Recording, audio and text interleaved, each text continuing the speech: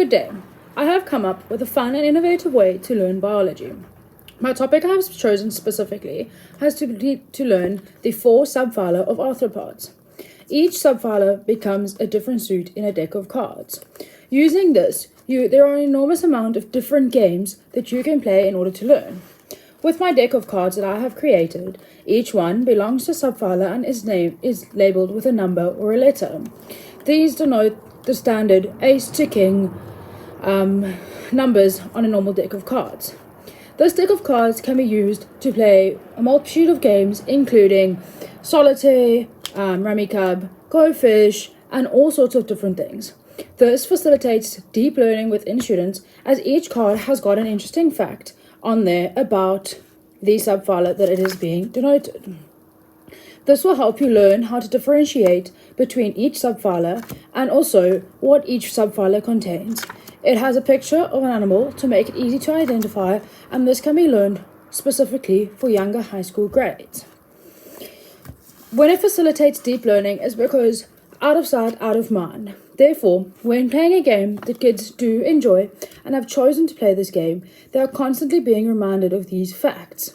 This helping and making it easier to learn, identify, incorporate these different subphyla when they get to exams at a later stage. This game also incorporates and promotes student engagement by allowing them the freedom of choosing the game they want to play. It's an easy way to help students keep busy, keep your hands busy, because if you're someone like me, I can't learn without having active hands, and also get a way of thinking and learning differently. You could play memory games with these cards, including, name 6 facts about the different crustaceans, for instance. This one says, many legs, sometimes specialized. This specifically denotes a crab, because a crab is a crustacean and falls under this phylum. I plan to make this accessible to students by adding templates to educational websites, as well as sending them off to different schools across South Africa. Adding templates means that teachers can take this and combine this into subjects and topics that they are teaching about, and does not limit them to the one that I have chosen. It also means that students who cannot afford expensive textbooks can find different ways of learning and studying these topics. It allows them, if I make a free template, it allows schools that are not well funded to also be able to access these and give them to their kids. This allows learning to become fun and enjoyable. Why? Because 1, it gives you freedom. 2, you're not stuck reading a long paragraph about random words you don't understand.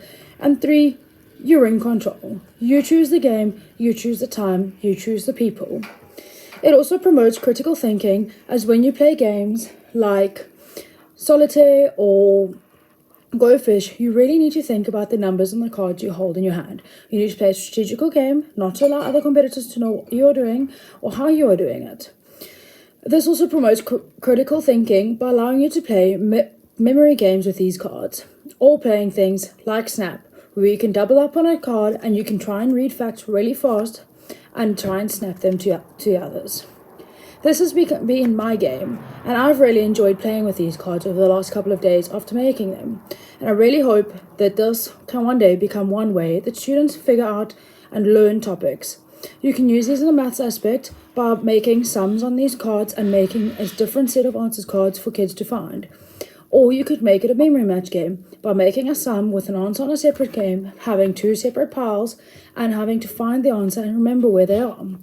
There's just a multitude of ways that you could use these cards, and this, I think, it is a great educational tool to use in a classroom.